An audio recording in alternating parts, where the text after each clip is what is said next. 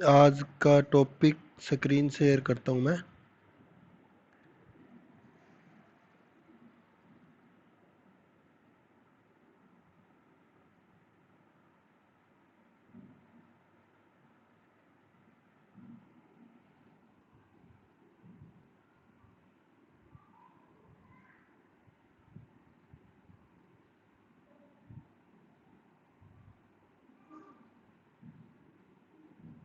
Screen पे दिखाई दे रहा है?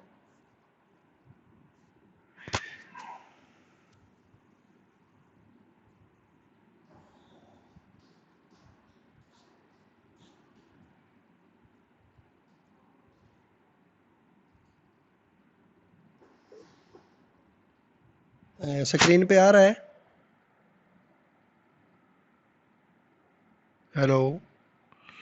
हाँ, तो आज हम ठीक है। तो आज हम बात करेंगे इस पे गुट निरपेक्षता पे। चौथे यूनिट का हमारा टॉपिक है। चौथी यूनिट में जैसे हमारे 3 टॉपिक हैं। एक जो हमने पिछले बार बात की कि भारत और संयुक्त राष्ट्र संघ या संयुक्त राष्ट्र संघ में भारत की भूमिका वाला। दूसरा जो हमारा टॉपिक है वो है भारत की परमाणु नीति।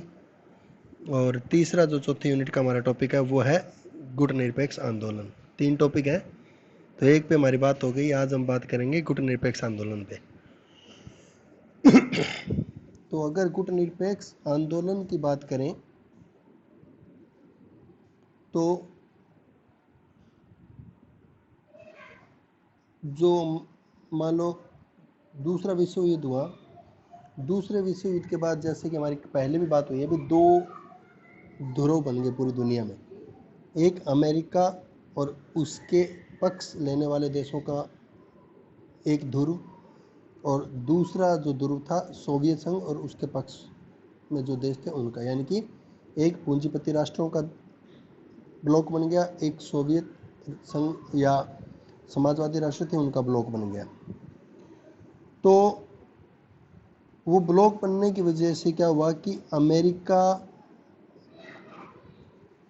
और सोवियत संघ में आपस में एक तरह से संघर्ष पैदा हो गया, एक तरह से होड़ मच गई कि कौन ज़्यादा शक्तिशाली है और किसका प्रभाव दुनिया के ज़्यादातर देशों पर है। और उसी दौरान क्या हुआ कि दूसरे विश्व युद्ध के दौरान हम सबको पता है कि बहुत सारे ऐसे देश थे जो नए नए स्वतंत्र हुए थे। जैसे 1947 में भारत स्वतंत्र हुआ, ब्रिटेन से स्वतंत्रता प्राप्त की। उसी तरह से बहुत सारे ऐसे देश थे जो नए नए स्वतंत्र हुए थे। उसमें से मुख्यतर एशिया महाद्वीप के और अफ्रीका महाद्वीप के देश थे जो नए नए स्वतंत्र हो रहे थे। तो इसलिए गुट निरपेक्ष आंदोलन की अगर बात करें तो ये जो नीति है ये भारत ने स्वतंत्रता से पहले ही 7 सितंबर 1946 को जवाहरलाल नेहरू ने एक रेडियो पर भाषण दिया था।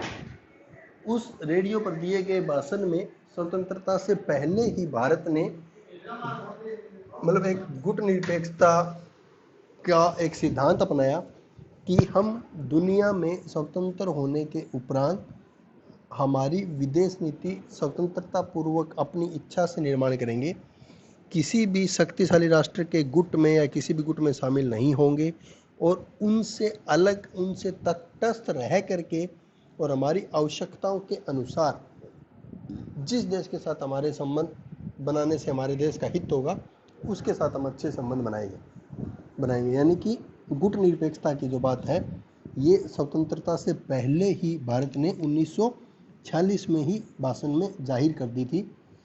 और जब भारत खुद स्वतंत्र हो गया तो भारत ने ना सिर्फ अपने आप को दुनिया के उन 2 महाशक्तियों के गुटों से स्वतंत्र रखने का प्रयास किया, अलग रहने का प्रयास किया, गुट निरपेक्ष रहने का प्रयास किया, बल्कि उस समय नए नए स्वतंत्र हुए सभी देशों की स्वतंत्रता को बनाए रखने के लिए और उनके आर्थिक हितों के लिए और उनके विकास उनमें अच्छे हो, इसके लिए गुट निरपेक्षता की जो भारत की नीति थी इसको एक आंदोलन का रूप देने का प्रयास किया। और इस आंदोलन का रूप देने की दिशा में 19 और इसे एक आंदोलन का रूप देने में भारत को लगभग 15 वर्षों का समय लगा। और 1961 में बेलग्रेड में गुट निरपेक्ष राष्ट्रों का प्रथम सम्मेलन हुआ, प्रथम बैठक हुई, जिसमें 25 देश जुड़े और 25 देशों के जुड़ने से इसका मतलब गुट निरपेक्ष आंदोलन की शुरुआत माना जाता है। और 2011 में 50 वर्ष पूरे होने पर मतलब गुट निरपेक्ष राष्ट्रों आंदोलन की स्वर्ण जयंती भी बनाई गई। ये जो आंदोलन था गुट निरपेक्ष, इस आंदोलन का एकमात्र मुख्य उद्देश्य क्या था? तीसरी दुनिया के देश उन देशों को बोला जाता है जिन देशों पर कभी यूरोप के देशों का राज होता था, जैसे ब्रिटेन का भारत पर राज था, या स्पेन का किन्हीं देशों पर था, या पुर्तगाल का किन्हीं देशों पर राज था। तो जो यूरोप के उपनिवेश थे और उनका जो राज था, और वो यूरोप से के उन देशों से स्वतंत्रता जिन्होंने प्राप्त की थी, उन देशों को तीसरी दुनिया के देश बोला जाता है।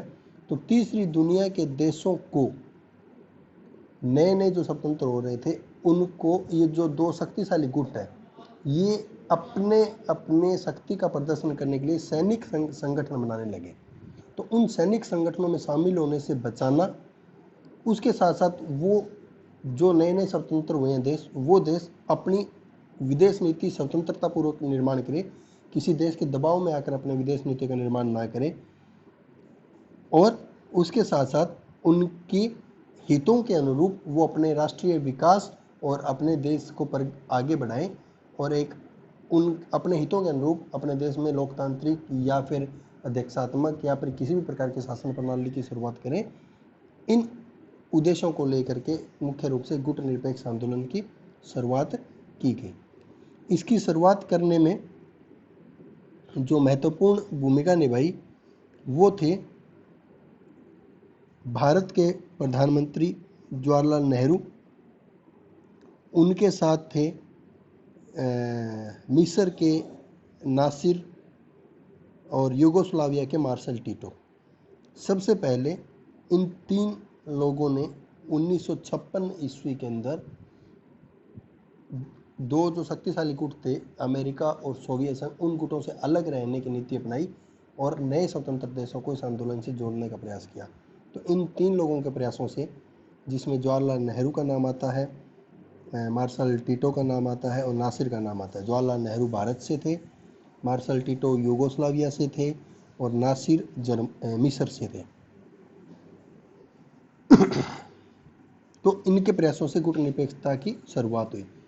मुख्य रूप से गुट निरपेक्ष आंदोलन की अगर बात करें तो गुट निरपेक्षता के अर्थ और परिभाषा को लेकर के अलग अलग बातें आती हैं,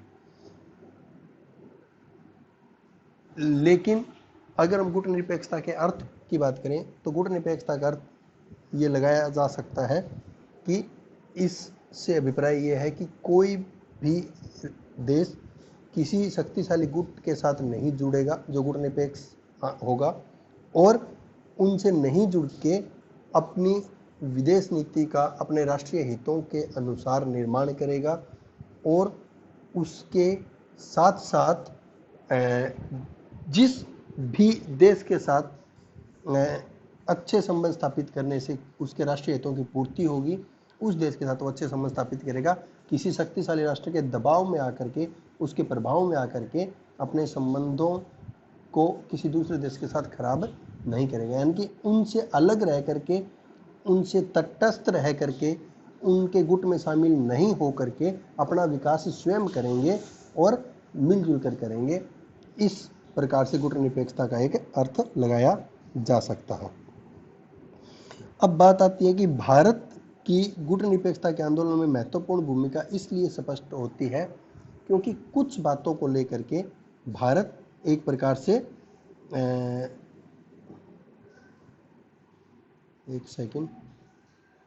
कुछ बातों को लेकर के भारत एक प्रकार से प्रमुख भूमिका निभाने का काम किया भारत ने, देशों को एकजुट करने में, एक प्लेटफॉर्म पर लेकर आने में। जैसे कि विश्व का एक बहुत बड़ा भाग जो स्वतंत्रता, प्रभुसत्ता, एकता, अखंडता, समृद्धि, न्याय आदि के लिए विश्व में जो विभिन्न आंदोलन हुए,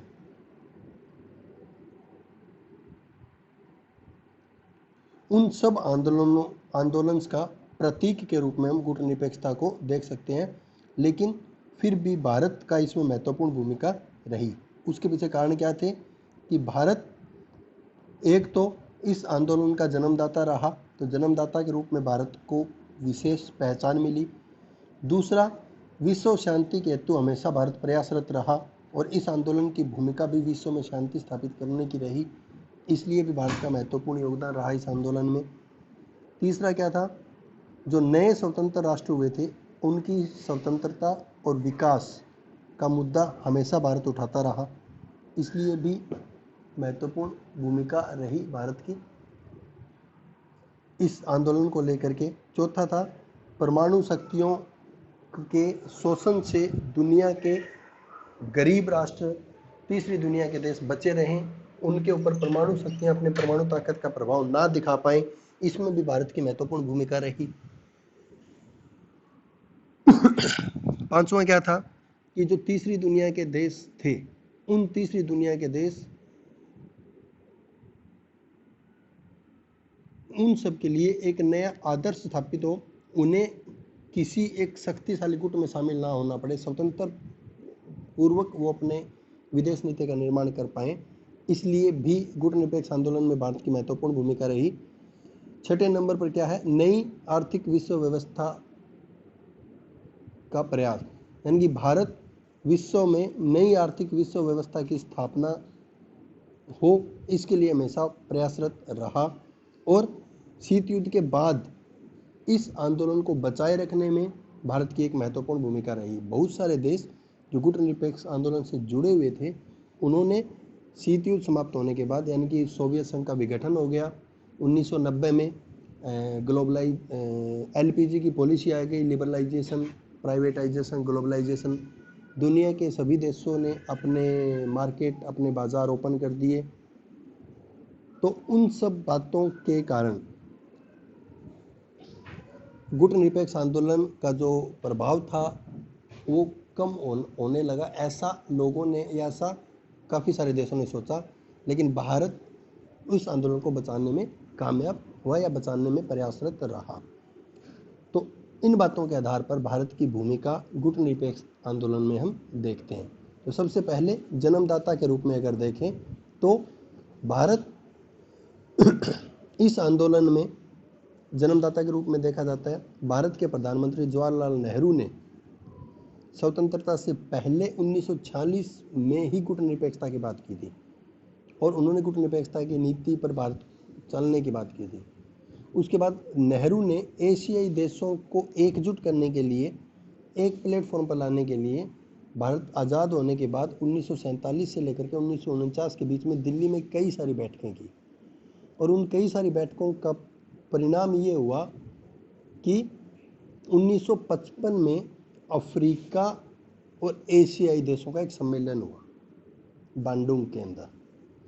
1955 में एशिया और अफ्रीका के देशों का सम्मेलन हुआ बांडुंग में, और उस सम्मेलन के आधार पर ये जो नए स्वतंत्र देश थे, उन देशों ने मिल करके गुटनिरपेक्षता की नीति पर समर्थन जताया, जिसमें सबसे महत्वपूर्ण भूमिका 1956 में इस गुटनिरपेक्ष आंदोलन को शुरू करने में सबसे महत्वपूर्ण फर्स्ट प्रयास 1956 में मिस्र के नासिर और युगोस्लाविया के टिटो तथा भारत के जो जवाहरलाल नेहरू है, उन्होंने मिल करके इसे एक विश्व आंदोलन बनाने पर आपस में सहमति जताई और जिसके परिणाम स्वरूप 1961 में पहला इसका सम्मेलन हुआ बेलग्रेड में, जिसमें 25 देशों ने भाग लिया और धीरे धीरे गुटनिरपेक्ष देशों की संख्या बढ़ती चली गई।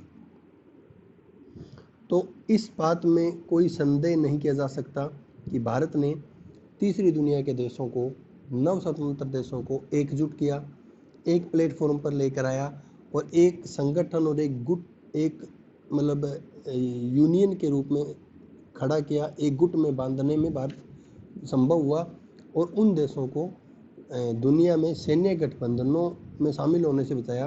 और कहीं ना कहीं नए सैन्य गठबंधनों में शामिल नहीं होने की वजह से दुनिया में जो संभावित तीसरा विश्व युद्ध था उससे बचने में भी गुटनिरपेक्ष आंदोलन ने काम महत्वपूर्ण भूमिका निभाई। सेकंड जो था कि विश्व शांति हेतु प्रयास। भारत ने इस आंदोलन की शुरुआत या इसका गठन केवल कुछ थोड़े से उद्देश्यों के लिए नहीं किया कि जो नए स्वतंत्र देश हुए हैं उनकी सुरक्षा या उनकी प्रभुसत्ता या वो अपनी विदेश नीति स्वयं बनाए, केवल इतना ही उद्देश्य नहीं था। इस आंदोलन का उद्देश्य क्या था कि अंतर्राष्ट्रीय वर्चस्व का विरोध, कि जो शक्तिशाली दो गुट हैं अमेरिका और सोवियत संघ, जो पूरी दुनिया पर अपना वर्चस्व स्थापित करना चाहते हैं, उसका विरोध करना इस आंदोलन का मुख्य भूमिका था, ताकि दुनिया में जो शक्ति की राजनीति ना हो, पावर पॉलिटिक्स ना हो और शांति की स्थापना बनी रहे। दूसरा था उपनिवेशवाद का अंत, कि जो देश स्वतंत्र हो चुके थे उनको तो शामिल किया ही किया, लेकिन जो देश उस समय तक स्वतंत्र नहीं हुए थे उन देशों की स्वतंत्रता के लिए मिल करके सभी देश प्रयास करेंगे और उन देशों को जितना जल्दी उसके स्वतंत्र कराएंगे और दुनिया से साम्राज्यवाद या उपनिवेशवाद को खत्म करेंगे। या विकासशील देशों का आर्थिक विकास, यानी कि जो नए स्वतंत्र देश थे वो तेज गति से आर्थिक विकास कर पाए, इसमें इन मुद्दों को भी गुटनिरपेक्ष राष्ट्र लेकर आगे बढ़ेंगे। जो शक्तिशाली राष्ट्र थे जिनके पास परमाणु हथियार थे, उन परमाणु हथियारों का विरोध करने का भी एक मुख्य मुद्दा था। यानी कि ये जो आंदोलन था इसका मुद्दा केवल नए स्वतंत्र देशों की विदेश नीति को बचाना ही नहीं था, बल्कि उसके साथ साथ दुनिया के अंदर आर्थिक विकास को बढ़ावा देना, विश्व शांति की स्थापना करना, दुनिया में सभी देशों का लोकतांत्रिकरण प्रजातंत्र की स्थापना करना, संयुक्त राष्ट्र संघ की सुरक्षा परिषद का प्रजातांत्रिकरण करने में महत्वपूर्ण भूमिका निभाना, इन सभी मुद्दों को लेकर के इस आंदोलन की शुरुआत हुई या इस आंदोलन ने काम करना आरंभ किया। उसके बाद आता है कि नए जो स्वतंत्र राष्ट्र थे, नवोदित राष्ट्रों की स्वतंत्रता एवं विकास, यानी कि जब भारत स्वतंत्र हुआ, भारत के साथ साथ दुनिया के काफ़ी सारे देश स्वतंत्र हुए। मुख्य रूप से अफ्रीका महाद्वीप के अंदर जो देश आते हैं वो देश स्वतंत्र हुए। तो उन देशों की विदेश नीति बचे, दूसरे राष्ट्रों का उनके ऊपर किसी भी प्रकार का प्रशासनिक या प्रभाव ना हो, उन देशों को किसी देश का मतलब एक ट्रस्ट के रूप में काम ना करना पड़े, स्वतंत्रता पूर्वक अपने शासन की वो स्थापना कर पाएँ। उसके साथ साथ दक्षिण अफ्रीका के कुछ देशों में रंग भेद की नीति थी, उसका विरोध करना, उसको समाप्त करना और मानव अधिकारों को सुरक्षित करना, इन सब मुद्दों को लेकर के भी भारत ने इस आंदोलन के माध्यम से महत्वपूर्ण प्रयास किए और एक सक्रिय भूमिका निभाई, जिसलिए में ये कहा जा सकता है कि नए जो राष्ट्र स्वतंत्र हुए थे उन राष्ट्रों का विकास स्वतंत्र पूर्वक हो सके, इसमें भारत की भूमिका अग्रणी रही, महत्वपूर्ण रही। भारत का योगदान मतलब दुनिया के सभी देशों के लिए महत्वपूर्ण रहा, याद के रूप में रहा। तो इसलिए भी नए राष्ट्रों का विकास की भूमिका, विकास के मार्ग पर आगे बढ़ाने में इस आंदोलन ने महत्वपूर्ण योगदान दिया। उसके बाद है परमाणु शक्तियों के शोषण से बचाव, कि 1954 में 1945 में दूसरे विश्व युद्ध के दौरान अमेरिका ने जापान पर परमाणु बम का प्रयोग किया। काफ़ी सारे देश परमाणु हथियारों का आरंभ कर चुके थे। तो भारत शुरू से ही विश्व शांति का पक्षधर रहा और 1954 में सबसे पहले पूरी दुनिया में परमाणु मुक्त दुनिया की बात करने वाला जो देश था वो था भारत। भारत पहला देश था जिसने 1954 में सर्वप्रथम परमाणु मुक्त विश्व की बात उठाई और इन्हीं देशों के प्रयासों से 1960 में एक परमाणु निषेध संधि आई जिस पर भारत ने हस्ताक्षर किए, काफ़ी सारे देशों ने हस्ताक्षर किए। 1947 के 70 का जो दशक था, 70 से 80 का जो दौर था, उसे निशस्त्रीकरण दशक घोषित किया गया कि वे सभी देश जिनके पास बहुत ज़्यादा खतरनाक परमाणु हथियार हैं जो मानव सभ्यता का विनाश कर सकते हैं, उनको ख़त्म करने की दिशा में वो देश काम करे। इसलिए 1970 के दशक को निशस्त्रीकरण का दशक कहा गया। इसी की वजह से मतलब गुटनिरपेक्ष राष्ट्रों की वजह से जो एक तीसरा शक्तिशाली गुट बन करके उभरा, उन्होंने अमेरिका और सोवियत दोनों गुटों पर एक तरह से प्रतिबंध लगाए, या एक तरह से दोनों गुटों को नियंत्रण में रखा, जिसका परिणाम मतलब विश्व में परमाणु मतलब न्यूक्लियर प्रोलिफरेशन ट्रीटी, परमाणु अप्रसार संधि आई, परमाणु अप्रसार संधि आई। लेकिन भारत या कुछ देशों ने इस संधि पर हस्ताक्षर नहीं किए कि वो संधि विकसित देश और विकासशील देश, परमाणु शक्ति संपन्न देश और परमाणु नहीं हथियार नहीं है वो देश, उन देशों के बीच भेदभाव करता है, इसलिए उस संधि पर हस्ताक्षर नहीं किए। 1995 में CTBT कॉम्प्रिहेंसिव इन्वेस्टमेंट ट्रीटी आई, उस पर भी भारत ने हस्ताक्षर नहीं किए, और हस्ताक्षर नहीं करने के कारण कहीं ना कहीं गुटनिरपेक्ष जो देश थे उनका समर्थन नहीं मिला भारत को। लेकिन उसके बावजूद हम ये नहीं कह सकते कि इस आंदोलन ने विश्व में जो है परमाणु शक्ति या परमाणु हथियारों की जो होड़ थी उसको कम करने में, असीमित करने में भूमिका निभाई, ऐसा माना जाता है। और भारत की इस आंदोलन के माध्यम से गुटनिरपेक्ष देशों का में महत्वपूर्ण भूमिका रही, और सभी जो देश थे गुटनिरपेक्ष राष्ट्र, उसमें भारत की भूमिका पर या इस आंदोलन की सफलता पर प्रश्न चिन्ह लगाना काफ़ी मुश्किल हो जाता है। उसके बाद है जो थर्ड वर्ल्ड कंट्रीज थे, तीसरी दुनिया के जो देश हैं, उन देशों के लिए एक आदर्श के रूप में प्रस्तुत होना, यानी कि भारत कई मामलों में एक आदर्श भूमिका, एक मॉडल के रूप में दुनिया के तीसरे विश्व के जो देश थे, जो नए नए स्वतंत्र देश हुए थे, उनके लिए रहा। हालांकि एक दो अपवाद है कि भारत ने 1970-71 में भारत सोवियत संघ की संधि हुई, 1990 में इराक और कुवैत युद्ध में भारत ने अमेरिका के विमानों को ईंधन दिया, 1991 में भारत और अमेरिका के बीच सैन्य सहयोग हुआ। कुछ अपवाद रहे, लेकिन उसके बावजूद भारत हमेशा ही विश्व में शांतिपूर्ण उद्देश्यों के लिए प्रयासरत रहा। परमाणु का शक्ति का प्रयोग परमाणु शांतिपूर्ण उद्देश्यों के लिए किया जाए, इसके लिए प्रयासरत रहा। विश्व में जो सैनिक संगठन या सैनिक गुट बने, उनके विरोध करता रहा हमेशा ही। सभी देश अपनी अपनी स्वतंत्र विदेश नीति का निर्माण करें, इसके लिए प्रयासरत रहा। तो कहीं ना कहीं इस आंदोलन के माध्यम से पूरी दुनिया के लिए एक आदर्श, एक मॉडल के रूप में भारत की विदेश नीति उभर करके आई और एक आदर्श स्थापित किया पूरी दुनिया के देशों के लिए। उसके बाद नई आर्थिक विश्व व्यवस्था का प्रयास। गुट निरपेक्ष आंदोलन के माध्यम से भारत उन गरीब राष्ट्रों का या उन देशों के लिए एक संयुक्त राष्ट्र संघ के प्लेटफॉर्म पर एक नई आर्थिक विश्व व्यवस्था स्थापित करने का मुद्दा भी उठाता रहा, ताकि वो जो देश हैं उन देशों को भूखमरी से, गरीबी से, बेकारी से तथा बीमारियों से बचाया जा सके और वहाँ पर समानता, न्याय आधारित एक विश्व की स्थापना हो सके, उन देशों का आर्थिक विकास किया जा सके, उन देशों को तेज गति से अर्थव्यवस्था को मजबूत किया जा सके, नव स्वतंत्र या अफ्रीकी, एशियाई देशों की या तीसरी दुनिया के देशों की। तो इसलिए भारत हमेशा से ही ये मुद्दा उठाता रहा और भारत या फिर गुट निरपेक्ष आंदोलन की वजह से, इन्हीं के प्रयासों से कहीं ना कहीं संयुक्त राष्ट्र संघ ने 1974 में नई आर्थिक विश्व व्यवस्था स्थापित करने की घोषणा की। गुट निरपेक्षता की वजह से ही, आंदोलन की वजह से ही मतलब विभिन्न क्षेत्रीय जो संगठन थे, उन संगठनों को इस आंदोलन के साथ जोड़ा गया। जैसे G77 गुट निरपेक्षता से जुड़ा हुआ संगठन है, G15 देशों का समूह है, वो भी इस संगठन से जुड़ा हुआ है। दक्षिण सहयोग है, वो भी इस गुट निरपेक्षता की नीति का ही परिणाम है।